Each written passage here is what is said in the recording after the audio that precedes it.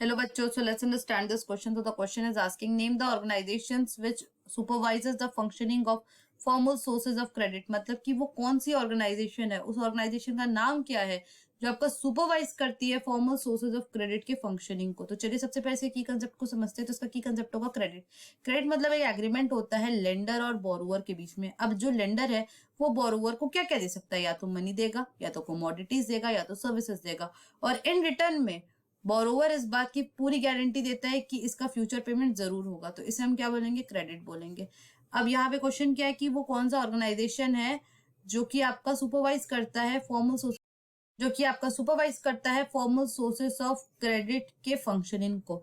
तो अगर हम बात करें फॉर्मल सोर्सेज ऑफ क्रेडिट की, तो ये जो फॉर्मल सोर्सेज ऑफ क्रेडिट होते हैं वो आपका फॉलो करते हैं लॉ और रेगुलेशन जो कि आपका गवर्नमेंट फ्रेम किए होते हैं. अब ये किसको इंक्लूड करेंगे, सबसे पहले कमर्शियल बैंक, दूसरा रीजनल रूरल बैंक एक्सेट्रा. और इनकी फंक्शनिंग को कौन सुपरवाइज करता है, तो उसका नाम है reserve bank of India, RBI.